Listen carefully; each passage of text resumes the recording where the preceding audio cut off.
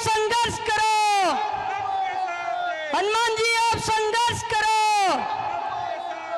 राष्ट्रीय लोकतांत्रिक पार्टी, राष्ट्रीय लोकतांत्रिक पार्टी, हनुमान बेनीवाल, हनुमान बेनीवाल। पीछे जो खड़े हैं उन्हीं सबसे मैं निवेदन करूंगा परिवार के सदस्यों से कि वो अपना स्थान ग्रहण करें। सभी परिवार के सदस्यों से मैं निवेदन करूंगा कि सब अपना स्थान ग्रहण करें। जो साइड में खड़े सदस्यों से मैं निवेदन करूंगा कि मंच के जो राइट साइड में खड़े हैं उन सबसे निवेदन करूंगा, हाथ जोड़कर मैं विनती करता हूं, ये अपने परिवार का कार्यक्रम है, सब अपनी जगह स्थान ग्रहण करें, विराजमान हो, कार्यक्रम की शोभा बढ़ाएं। अब मैं हमारे जन सेवक आरएलपी के उम्मीदवार बाबूलाल जी कुलदीप से निवेदन करूंगा कि वो अपना उद्बोधन दे। उनको बुलाने के लिए 4 पंक्तियां मैं निवेदित करूंगा कि हर तीर और तलवार बदल जाती है, हर तीर और तलवार बदल जाती है, हर वक्त और बदल जाती है। जागकर जब जवान करवट बदले तो वक्त की रफ्तार बदल जाती है, तो वक्त की रफ्तार बदल जाती है। श्री बाबूलाल जी कुलदीप से निवेदन करूंगा मंच पर आए, अपना उद्बोधन दे। हमारे जनसेवक लाडले अभिनंदन करता हूं राष्ट्रीय लोकतांत्रिक पार्टी के सुप्रीमो साहब ने और आपकी जनता की आशीर्वाद ने मुझे विधानसभा क्षेत्र का राष्ट्रीय लोकतांत्रिक पार्टी का उम्मीदवार हनुमान जी बेनीवाल ने मुझे आशीर्वाद देकर आपके बीच में उम्मीदवार के रूप में भेजा है। मैं आपसे हाथ जोड़कर इतना ही निवेदन करना चाहूँगा, अपील करना चाहूँगा कि हमारे नेता पिछले 30 साल से जनता की रखवाली करने के लिए एक ग्वालिया बनकर आपकी सेवा कर रहे हैं।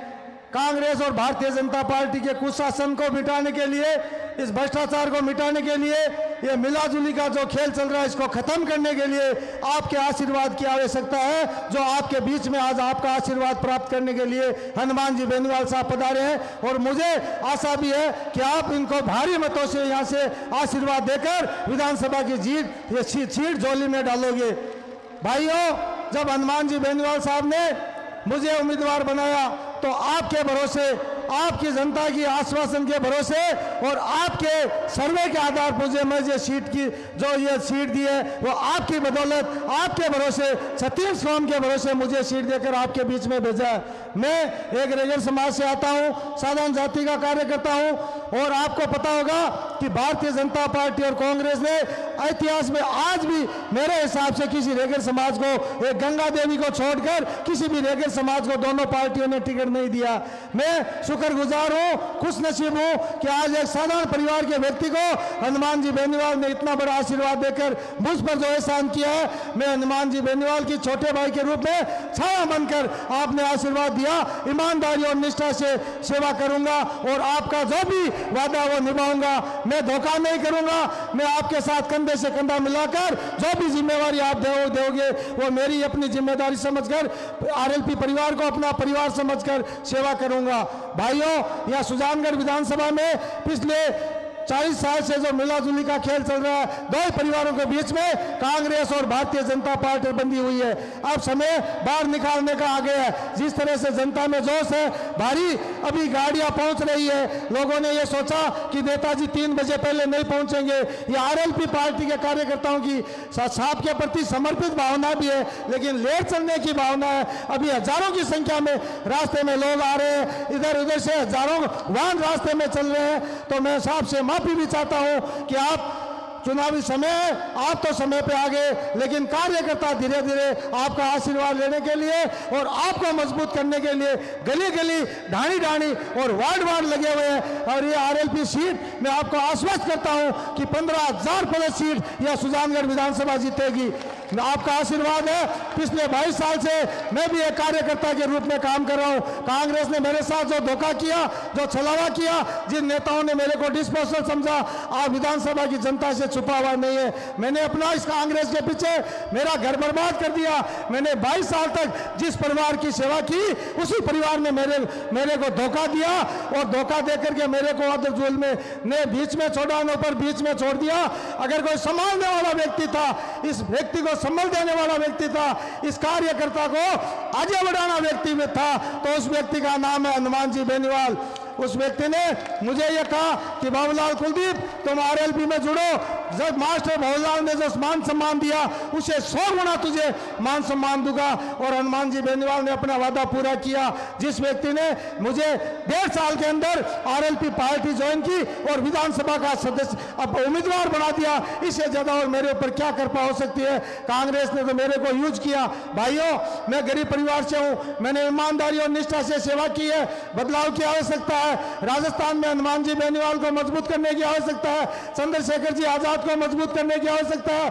पिछले 30 साल से जिस तरह से इन चोरों लुटेरों डाकों से हनुमान जी साहब लड़ाई लड़ रहे हैं, वो अकेले लड़ाई कितने दिन तक लड़ेंगे। जब तक विधानसभा में बहुमत नहीं आएगा, जब तक विधानसभा में नेताजी को आप नहीं पहुंचाओगे, तब तक इन चोरों का जाब्ता होने वाला नहीं है। और इस सुजानगढ़ विधानसभा में तो जिस तरह से 2.5 साल में जब भ्रष्टाचार की सीमाएं लांघ दी, चाहे संतोष जी मेघवाल हो, चाहे संतोष हो, प्रधान जी रहते हुए सारी सीमाएं लांघ दी। मनोज ने 2.5 साल में इस विधानसभा का बंटाधार कर दिया। भाइयों, कौन उभारेगा? यही हनुमान जी बेनीवाल मजबूत होंगे और यहाँ से आप विधानसभा सीट जिताओगे, तभी इस विधानसभा की विकास की बात होगी, भ्रष्टाचार मिटेगा, गरीब को गणेश मानकर सेवा होगी।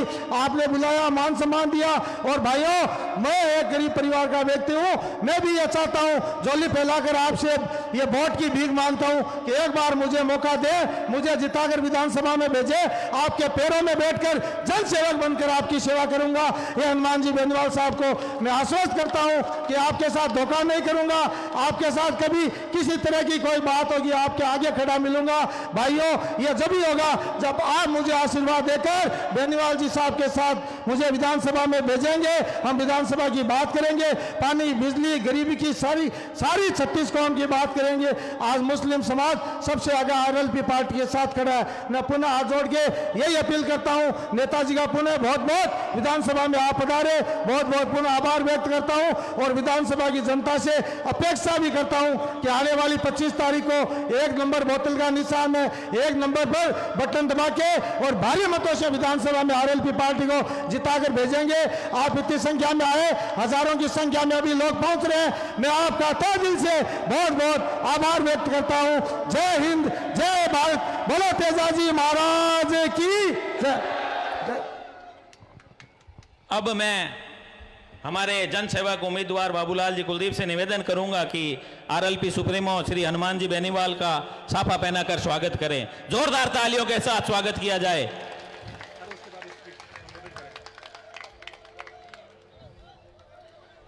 नीचे बैठे सब व्यवस्था बनाए रखें। श्रवण जी सरपंच ऊड़वाला से निवेदन करूंगा कि मंच पर पधारे।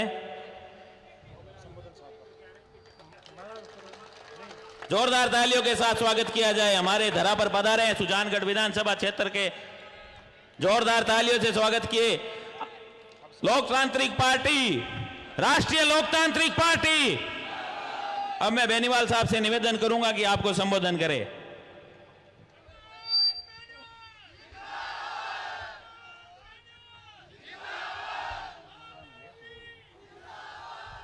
10 दशक के अंदर 2-3 जोरदार जयकार लगाए।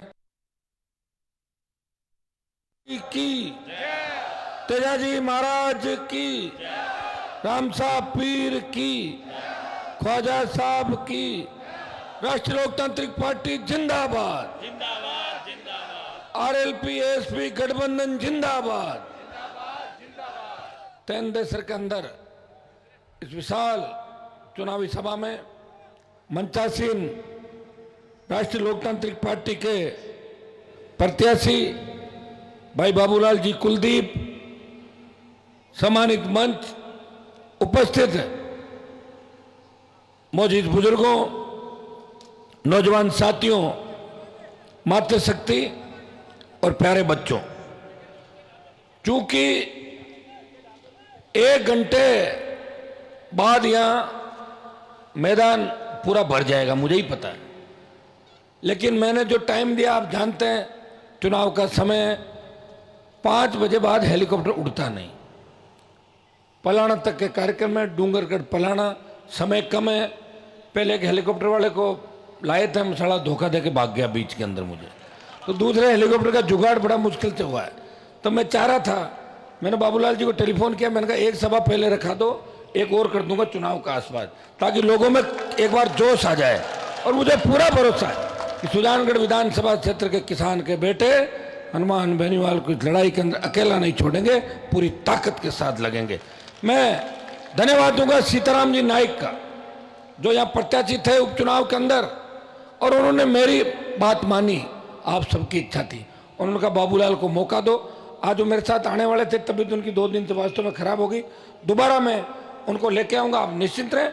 और नाइक समाज को भी आश्वस्त करता हूं कि राजस्थान में दोनों पार्टियों ने जो टिकट दिए हैं, उतने टिकट मैंने भी आपको 2-2 टिकट दिए नाइक समाज को। शायद बीजेपी ने तो एक भी नहीं दिया, कांग्रेस पार्टी ने जरूर 2 टिकट दिए। तो पीलीबंगा और सीकर, और आगे भी आश्वस्त करता हूं, चुनाव खत्म नहीं हो रहे हैं, आगे चुनाव और आएंगे, पार्लियामेंट के चुनाव आएंगे, पंचों के चुनाव आएंगे, प्रधान प्रमुख। अगर इस समाज ने मेरे पर भरोसा किया तो निश्चित रूप से हनुमान बेनीवाल इस समाज की ढाल बन के खड़ा रहेगा, इतना ही विश्वास मैं आपको दिलाता हूं। मुझे बहुत खुशी है कि विधान जो उपचुनाव था उसमें पहली बार राजस्थान के किसान के बेटों ने सुजानगढ़ से ललकार भरी और 33,000 से ज्यादा वोट ला के साबित कर दिया कि हम पार्टियों के पिछले को नहीं है, हम उस व्यक्ति के साथ हैं जो हमारे लिए लड़ाई लड़ रहा है। आज आपने देखा होगा कि कहां गई भाजपा की आंधी, कहां गई कांग्रेस की रिपीट वाली सरकार। राजस्थान का मतदाता फूंक फूंक के कदम रख रहा है।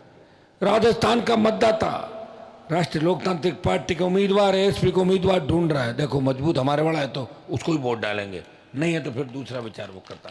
हाँ ये सही है कि सारी जगह हम टिकट नहीं दे पाए, लेकिन 150 से ज्यादा सीटों पे आरएलपी एसपी गठबंधन चुनाव लड़ रहा है।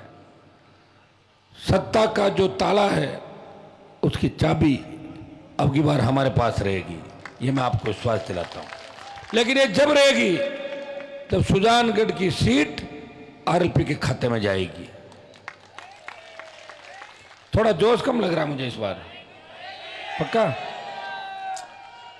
एक मेरे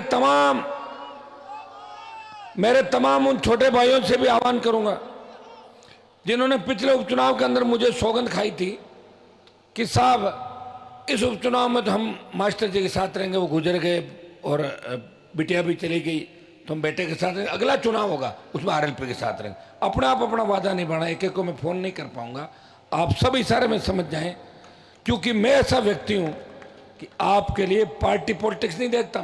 मैं कांग्रेस बीजेपी नहीं देखता। जिसको मेरी आवश्यकता पड़ती है, मेरे घर के दरवाजे 24 घंटे किसान कौम के लिए खुले, बात को याद रखना। बाकी नेता तो वोट लेके भाग जाएंगे, धोखा दे देंगे, लेकिन मैं भागने का काम नहीं करूंगा, धोखा भी नहीं दूंगा। हाँ ये सही है, सुजानगढ़ की टिकट थोड़ी लेट हो गई थी, उसका कारण मैं सीताराम जी को भी मनाना चाहता था, उनको मनाए बिना मैं टिकट बाबूलाल जी को देना नहीं चाहता। इनको बिठा के बात करा के सारा करने में समय लग गया, और सबसे बड़ा समय ये लग गया, हम बिना संसाधनों के लोग हैं, जिनके पास संसाधन नहीं। कांग्रेस भारतीय जनता पार्टी के पास अथाक पैसा, रोज विज्ञापन आप पढ़ रहे हो, डेली कितने कितने विज्ञापन, सारी बात। मेरे पास जवानों की फौज है जिनको शाम तक रखवाली करना बड़ा टेढ़ा है, दिन में 3 बार झगड़ लेते हैं आपस में। बहुत मैं तो सुधार रहा हूँ, बहुत ज़्यादा प्रयास कर रहा हूँ। किसान है, और मुझे धन्यवाद इस बात का दो, देश के अंदर राष्ट्रीय लोकतांत्रिक पार्टी पहली पार्टी है जिसने 5 रुपए की चंदे की रसीद नहीं काटी। इस पे देखो, आप गौर करो ना। तो लोग मेरे से जवाब करते हैं कि अगर आप चंदा की रसीद नहीं काट रहे तो पैसा कहां से आ रहा है? पैसा आप लोग ही दे रहे हो। अभी आए ना गाड़ियों से साथ, मैंने थोड़ा दिया पैसा, आगे गाड़ियां भर भर के। हेलीकॉप्टर के किराए का जुगाड़ तो इधर उधर छोटा मोटा सहयोग करते लोग हो जाता है, बाकी बहुत बड़ी तकलीफ है। अगर पैसा हमारे पास होता, हम धन्ना सेठों की गोदी में जाके बैठ जाते, तो फिर व्यवस्था नहीं बदलती। व्यवस्था बदलने के लिए खुद को मजबूत होना पड़ता है, और कप्तान आर्मी का अगर मजबूत होता है तो सेना अपने कप्तान के लिए जान लुटा देती है। आपका कप्तान इतना मजबूत है कि कोई भी लालच, कोई लोभ और कोई भी सत्ता उसे झुका नहीं सकती। उसका सर अगर झुकता है तो भगवान के मंदिर के अंदर उसका सर झुकता है, किसी किसान, दलित, शोषित, पीड़ित जिसके साथ अत्याचार अन्याय हुआ हो, उसके कदमों में उसका सर झुक सकता है, उसका सर लोक देवताओं को झुक सकता है, किसी शहीद के सम्मान में झुक सकता है, लेकिन नेताओं की औकात नहीं कि हनुमान बेनीवाल का सर झुका दे या उसे नीचा दिखा दे। आपका नेता मजबूत है, लेकिन ये मजबूती लंबे समय तक आप सोचो, भूलते बहुत जल्दी हो। किसान भूल जाता है। किसानों ने उस समय मेरे से वादा किया था, दिल्ली की सत्ता छोड़ो, हनुमान जी मोदी को छोड़ो, बाहर आओ। आ गया बाहर, तो भूल गए आप लोग, तो भूल गए शेखावाटी के अंदर, चूरू में, हनुमानगढ़, गंगानगर के अंदर कोई निर्दलीय लड़ रहा है, कोई किधर भाग रहा है। अरे आरएलपी से क्यों नहीं लड़ा चुनाव? जब वक्त पुकार रहा था, जब बलिदान की बारी आई तो मैंने बलिदान दिया था, और जब चुनाव की बारी आई और कांग्रेस भारतीय जनता पार्टी के अंदर भाग गए। इतने कमजोर नेता हमारे, इसलिए अभी और लड़ना होगा तुम्हें नौजवानों, तुम्हें और मजबूत नेता तैयार करने होंगे, जिन नेताओं के जंग लग चुकी, जो व्यापारी बन चुके, जिनका काम व्यापार करना है, 1 करोड़ खर्च करेंगे और 100 करोड़ कमाएंगे, वो कभी तुम्हारी चिंता नहीं करेंगे। तुम्हारी चिंता वही करेगा जो तुमसे सिर्फ इस तरह की उम्मीद करेगा कि भाई चुनाव के वक्त मुझे याद करना।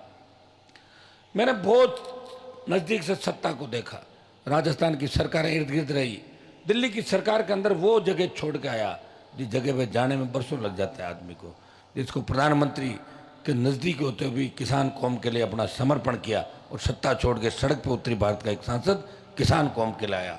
जब देश के जवानों को आवश्यकता पड़ी, 543 सांसदों में से एक नागौर का सांसद, जिसको पीड़ा थी, जिसको तकलीफ थी, जो जानता था कि हमारे समाज के बच्चे, किसानों के बच्चे जो बॉर्डर पर लड़ाई लड़ने के जाते हैं, जिस जज्बे के साथ लड़ाई लड़ते हैं, ये भारत को जो आज़ादी मिली है तो हमारा बहुत बड़ा योगदान है। ये बच्चे खाली रोजगार के लिए नहीं जाते, उनके अंदर जज्बा है। जब सेना को ठेके पे दे दिया, अगर खून किसी सांसद का खोला, हनुमान बेनीवाल का खून खोला। Lok Sabha all party meeting Jodhpur में 2 लाख जवानों की रैली करके मोदी को चेतावनी दी, आ रहा हूं मोदी जी दिल्ली की तरफ, तैयार हो जाओ। परिणाम यह हुआ कि पहले अग्निवीर 25% भर्ती करके 75 वापिस भेजने की बात थी, अब 50% पे समझौता हो गया, 50 फौज में ही रहेंगे, 50 को वापस भेजेंगे। और वोट की चोट से अगर आपने बीजेपी को हरा दिया, भाजपा को भगा दिया और एक कूच दिल्ली की ओर कर लिया, तो मोदी भी ढीला हो जाएगा। मोदी को देख रहे हो कैसे घूम रहा, पंचायत चुनाव में जैसे घूम रहा है। देखा प्रधानमंत्री को कि चक्री, जिस तरह छोटा बच्चा मंदिर में जाता है और 5, 7, 8 फेरी एक साथ देता दौड़ता हुआ, उस तरह प्रधानमंत्री की यह हालत हो गई कि वो विधानसभा क्षेत्रों में घूमने लग गए। अमित शाह की यह हालत हो गई। अमित शाह के रथ का तो करंट भी आ गया था, देखा आपने, पर्वतसर में घुसा, बोला आगे मत जाना, आगे खींवसर नागौर के इलाके दूर, वापिस बोले मैं नहीं जाऊंगा आगे, मैं तो यहीं तक यार, आज तो पता नहीं भगवान नहीं बचाया कोई। तो सारा सिस्टम चल रहा है भाई। अब आप लोग मुझे ये आश्वासन दो, आश्वस्त करो कि सुजानगढ़ के अंदर कोई मतलब कमजोरी तो नहीं चल रही है, सही बताना, नहीं तो फिर 5-7 मीटिंग करूं, बताओ मुझे। ठीक, अब की बार प्रत्येक नौजवान राजस्थान का हनुमान बेनीवाल बन के चुनाव लड़ेगा। जहां भी बोतल का चिन्ह दिखे मशीन के अंदर तुरंत दबा दो, उसमें आपका भाई आपको दिखाई देना चाहिए। उसमें आपको तय करना है, एक तरफ भ्रष्ट गहलोत, एक तरफ भ्रष्ट वसुंधरा, एक तरफ किसान विरोधी, जवान विरोधी मोदी, दूसरी तरफ बिना काम के राहुल, सोनिया, प्रियंका, और उसमें आपका भाई जिसने 25 साल जवानी के समर्पित करके इस किसान कौम का नाम रोशन किया, जिसने राजस्थान के अंदर तीसरे मोर्चे की परिकल्पना को पूरा किया, जिसने पार्टी बना के देश में संदेश दिया हम कम नहीं है, समय लग सकता है, लेकिन राजस्थान में भी तीसरा मोर्चा और क्षेत्रीय पार्टी ताकत के अंदर आएगी, ये संदेश देश के अंदर दिया। आजाद समाज पार्टी कि भाई चंद्रशेखर आजाद और हमने गठबंधन करके पूरे राजस्थान के किसान, दलित, शोषित, पीड़ित तबके को, जवानों को एक सत्ता के सिंहासन का रास्ता दिखाया। भाइयों, समय बार बार नहीं आएगा, चुनाव सीधा 5 साल बाद आता है। आप अपनी ताकत को पहचानो, छोटी मोटी बातें भूल जाओ, मुझे नहीं पूछा, मुझे नहीं पूछा, मेरा फ़ोन नहीं उठाया, मेरे वहाँ नहीं आए, शादी में नहीं आए, अरे बाद में आ जाएंगे, जीतने के बाद कहाँ जा रहे हैं, सभामणि में आ जाएंगे, शादी में नहीं आए तो बेटा होगा बेटी होगी तब आ जाएंगे। अरे कहाँ जा रहे हैं हम लोग भाई, थोड़ा तो ध्यान रखो यार। एक व्यक्ति कैसे कैसे कहाँ का, अब मैं तो मेरी तो बता दूं, मैं तो मेरी शादी करनी ही भूल गया था, आपको ध्यान है? तो लेट याद आई थी मुझे, लेट हुई शादी। तो मैं आपको इतना ही विश्वास दिलाता हूं, मेरी जो जंग है वो आपके लिए। अगर मैं कमजोर पड़ गया तो आपको जो एमएलए बन रहे हैं ना, इनसे कोई फर्क नहीं पड़ने वाला। कई लोग कहते हैं आप समाज का एमएलए हार जाए, क्या करोगे? कितने कितने 55 52 बन गए। और गोबर के जो गिंडोले हैं वो गोबर में ही घूमते हैं, गोबर के गिंडोले बाहर निकलेंगे कभी? तो गोबर के गिंडोलों से क्या करोगे? मजबूत व्यक्ति तो एक ही बहुत है, जिसका टेलीफोन जब डीजी के पास जाता है, चीफ सेक्रेटरी के पास जाता है, तो चिंतित हो जाते हैं कि हनुमान जी का फोन आया है, क्या करें? सरकारें रुक जाती है। ये जो झंडा आरएलपी का है, ये किसी को हाथ में देकर खड़ा कर दो, मजाल है दिल्ली और राजस्थान की सरकार 10 बार सोचेगी ये झंडे वाला आरएलपी का कार्यकर्ता है, इसी वजह हनुमान जी खड़े। देखो पूरी बात क्या। तो ये आरएलपी के झंडे के अंदर ताकत है, और आरएलपी के डंडे में भी ताकत है। वो डेगाना के अंदर आपने देखी होगी डंडे और झंडे की ताकत। भाइयों, मैं सुजानगढ़ के अंदर दोबारा एक रैली और करूंगा बाबूलाल जी के। पूरी टीम बैठी उपचुनाव वाली, मैं पूरी टीम को आह्वान करता हूं कि छोटी मोटी बातें खत्म करके जब मैं आ गया, आप ये सोचो कि सुजानगढ़ विधानसभा क्षेत्र का एक एक वोट हनुमान बेनीवाल को वोट पड़ रहा है। इस बात का चिंता करो। वोट तो हमेशा ही डालते हो, सरपंच का भी डालोगे, वार्ड का भी डालोगे, एमपी का भी डालोगे। मैं तो एमएलए का तो वोट मांग रहा हूँ आपसे, 4 5 7 अपनी मर्जी से दे देना, एक मेरे कहने से दे देना। तो मेरे कहने से दोगे आप, मुझे पूरा पता है। मोदी नहीं आएगा आपके 3 देश में वोट मांगना, न पप्पू आएगा, मैं आया हूँ यहाँ पे वोट मांगने।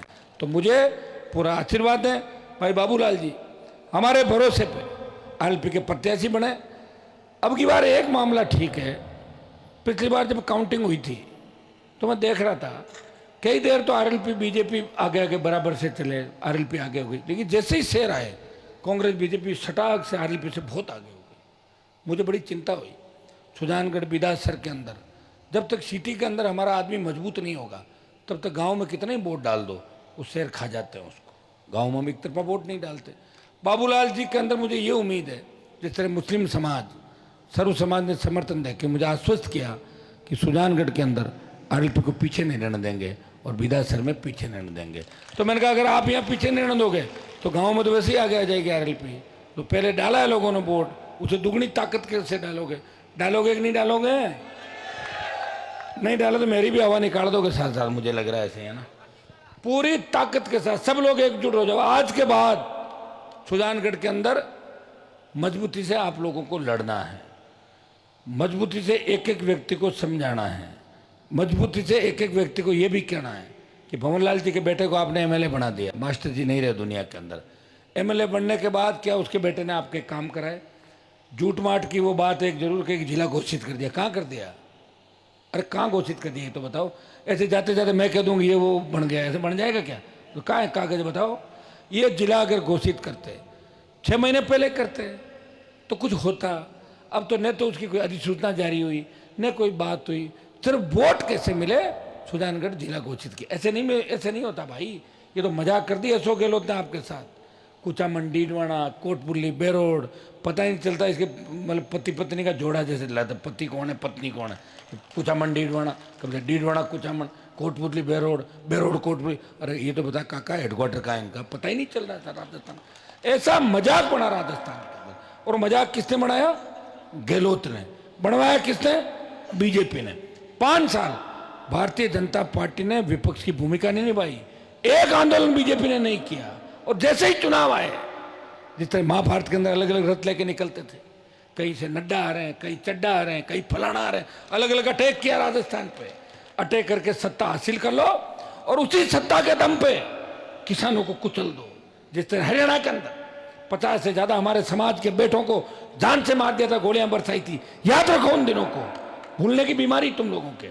मैं कह रहा हूं कांग्रेस बीजेपी से काम करा लो और वोट आरएलपी को डालो राजस्थान का, तब तो तुम्हारा भविष्य। मेरे कोई फर्क नहीं पड़ने वाला। और बता दूं, मैं तो और लड़ लूंगा, लेकिन तुम्हें चुनाव के बाद याद आएगी कि काश हम एकजुट हो जाते, काश हनुमान जी की बात मानते, काश एक सीट और आ जाती तो सत्ता में एंट्री हो जाती। एक एक सीट महत्वपूर्ण है। सुजानगढ़ की सीट मैंने ए श्रेणी में रखी है, कि मैं जीतूंगा जब आप मन मुटाव भेदभाव भुला के एक मुश्त हाथ से ये सौगंध खा के लगोगे कि हमें सीट जितानी है, हमें कुछ भी नहीं देखना, हमें हनुमान बेनीवाल को सुजानगढ़ से निकालना है, ये बात आप लोग करोगे। इतना ही विश्वास आपको दिलाता हूं। प्रदेश कर्ज मुक्त हो, फ्री बिजली मिले, टोल मुक्त राजस्थान, जवान को रोजगार, सशक्त लोकायोग, डिग्री से पहले रोजगार की गारंटी, किसी अबला बहन बेटी की चीख पुकार सुनने को नहीं मिले। रात को 12 बजे हमारी बेटियां सड़क पे निकले, मजाले कोई सामने देख ले, वो ऐसे निकले जैसे घर के आंगन के अंदर घूम रही हो अपने बाबुल के। इस तरह की कानून व्यवस्था राजस्थान के अंदर चाहता है।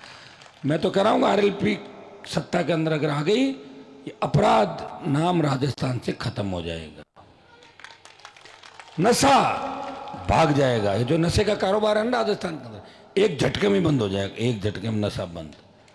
फिर छाछ दही रोटी दूध पीना तुम लोग, ठीक है, ये ध्यान रखना इस बात का। और मुझे अगर अपना आइकन मानते हो तो भाइयों आपस में लड़ना छोड़ो, वक्त पे समझो। सर छोटू राम जी ने क्या कहा, बाबा साहब ने क्या कहा, इन बातों को ध्यान में हमें रखना है। अब हमारा तो जय भीम जय तेजा जी के नारे के साथ आप चल रहे हो, और अब भी अगर सत्ता में नहीं आए तो फिर और क्या करूं बताओ मुझे। जो तुम चाहते थे गठबंधन में हो गए, हम साथ भी आ गए, हम साथ लड़ भी रहे। अब एक चीज का ध्यान रखना, वोट पड़ जाए उस दिन एक एक जवान तय कर ले कि जिस तरह सरदार शहर के चुनाव के अंदर 47,000 वोट मिले। अब बताइए मेरे साथ कितना धोखा होता है। जो कैंडिडेट था टिकट दो टिकट दिया और फार्म ही उठा लिया। बताओ ऐसे कोई होता है? बताओ, फार्म उठा लिया और फार्म उठा के काम कर लिया अपना, जो भी करना था, जो उसका जीवन का मकसद था बेचारे का, उसके जीवन का इतना ही मकसद था बस। हर आदमी का मकसद होता है। जैसे मेरा मकसद है कि राजस्थान के सिंहासन पर किसान का बेटा बैठे, मेरे समाज के बहुत से नेताओं का मकसद है कि वो खुद मंत्री बन के किसी की चप्पल उठाए, उनका मकसद वही है। मेरा मकसद ये है। तो मकसद हर किसी का होता है। उस सरदार से बड़े कैंडिडेट ने अपना मकसद पूरा किया, टिकट मेरी ली, पैसा किसी से लिया और बैठ गया, जाए काम निकाल लिया। लोगों को और कह रहा कि हनुमान जी के सागरिया ने एक फायदा तो हो, 6,000 वोट आया, 47,000 लेर, थोड़ी रेट ठीक मिल गई, रेट बढ़िया मिल गई। अब बताओ लोग मेरे पास फायदा उठाने भी आते हैं। कई छोरे मेरे खिलाफ हो जाते हैं, अरे वो तुम क्यों भाग रहे हो? बोले बीजेपी के नेता का फोन आ गया था तो इसलिए आया था, तुम मेरे साथ घूम रहे हो। तो बोले साहब आपके यहाँ आके और रेट ठीक हो जाती है, थोड़े पॉपुलर हो जाते हैं और बाद में भाग जाते हैं आपको छोड़ के। ऐसे लोग भी आएंगे जो छोड़ के भागेंगे, जिनका पॉलिटिकल पापा मैं हूं, लेकिन पॉलिटिकल पापा किसी और को बना लेंगे, जाके वापस आ जाएंगे घूम के। पॉलिटिकल पापा वाली कहानी समझ में आ गई आपको? जो तैयार करता है, ये आरएलपी फैक्ट्री है, यहाँ नेता तैयार होता है। लेकिन दुर्भाग्य इस बात का है, जिनको हम तैयार करते हैं अगर वो वक्त पे काम नहीं है तो किस चीज़ की तैयारी? बताओ। मैं तो मेरी जगह सही हूं, लेकिन मेरी ट्रेनिंग के अंदर कहीं ना कहीं कोई कमियां रही होगी, और या मैं सही लोगों को ट्रेनिंग नहीं दे पा रहा हूं। तुम्हारे में जोश है, एक जाता है 100 आ जाते हो, 4 जाते हैं 400 आ जाते हो, लेकिन आने जाने के खेल से तो समय निकल जाएगा। हमें दृढ़ निश्चय के साथ लड़ना। लोग आते हैं मेरे पास, अरे साहब एमएलए बन जाएंगे, साहब सरकार नहीं बन रही है, मंत्री कैसे बनेंगे, ट्रांसफर कैसे होगी? वैसे ही करा दूंगा ट्रांसफर पोस्टिंग। कोई ट्रांसफर पोस्टिंग रुकी है क्या? क्या जीवन ट्रांसफर पोस्टिंग में ही है? दुर्भाग्य से देखिए मुझे शेखावाटी, हनुमानगढ़, गंगानगर, जहाँ सबसे ज़्यादा किसान है, लेकिन आरएलपी जिस मजबूत स्थिति में होनी चाहिए, वह मजबूत स्थिति में नहीं है। लोग मुझे फ़ोन करते थे, भाई साहब हमें टिकट दे देना, ध्यान रखना मेरा बीजेपी में नाम चल रहा है, बीजेपी की सूची है कि अब कांग्रेस में चल रहा है, अब कट गया, अब निर्दलीय लड़ लूंगा, आप सपोर्ट कर देना। ये धंधा है लोगों का, धंधा बना लिया। तो निर्दलीय क्यों बनोगे? निर्दलीय इसलिए बनूंगा कि जीत जाऊं ना तो वसुंधरा गहलोत के पास चला जाऊं, आप तो मुझे जाने नहीं दोगे, इसलिए मैं निर्दलीय जीतना चाहता हूं आपके साथ। है लोगों का धंधा। लेकिन तुम्हें समझना है, तुमने अगर मेरे को समझ लिया ना तो समझ लो वेद पुराण आधे समझ लिए तुमने खुद ही। तो मुझे समझ लो, खाली इतना ही काम करो। मुझे समझने के लिए 10-5 दिन साथ रहोगे, भूखे प्यासे घूमोगे, या तो छोड़ के भाग जाओगे और परमानेंट मेरे साथ रह लोगे। तो ये समझदारी होगी। चूंकि मैं लेट हो रहा हूं, मेरे और भी कार्यक्रम है, मैं पुनः आपको आह्वान करता हूं कि बाबूलाल जी को भारी वोटों से सुजानगढ़ क्षेत्र से जिताना है, 3 देश के पूरे ग्रामीण इलाके से। आप मुझे आश्वस्त करें, यहाँ तो बिजली के आंदोलनों में अपराधी जब किसान के बेटों में गोलियां चला रहे थे, तब से लेके अब तक कई बार इस इलाके के अंदर आया, आपकी लड़ाई मैंने लड़ी, और राजनीतिक रूप से भी जितनी दुश्मनियां राजनीति में मेरी हुई है उसमें चूरू जिले के नेताओं की और पब्लिक की वजह से सबसे ज्यादा हनुमान बेनीवाल को दुश्मनियां झेलनी पड़ी राजस्थान की राजनीति। कि तुम तैयार रहो, सुजानगढ़ की सीट आरएलपी के खाते करनी चाहिए। सरदार शहर में कोई गद्दार हो सकता है, लेकिन सुजानगढ़ के भाई उस गद्दार को सबक सिखाने के लिए सुजानगढ़ की सीट आरएलपी खाते में डालेंगे। ये आह्वान करने आपके बीच आया हूं। बहुत बहुत आपको धन्यवाद। जय हिंद। अब मैं आरएलपी सुप्रीमो हनुमान जी से निवेदन करूंगा कि बीरमाराम जी गोदारा जो जन्म से कांग्रेस में थे उनको हमारी आरएलपी पार्टी ज्वाइन करवाएं। जोरदार तालियों के साथ बीरमाराम जी गोदारा जो जन्म से कांग्रेस में थे और आज आरएलपी की सदस्यता ग्रहण कर रहे हैं। राष्ट्रीय लोकतांत्रिक पार्टी जिंदाबाद, हनुमान जी बेनीवाल जिंदाबाद। एक श्यामदास जी जाग से हैं जो बीजेपी से हैं, उनको भी हमारी राष्ट्रीय लोकतांत्रिक पार्टी हमारे सुप्रीमो हनुमान जी बेनीवाल ज्वाइन करवाएं। श्यामदास जी जाग। हनुमान बेनीवाल, हनुमान बेनीवाल।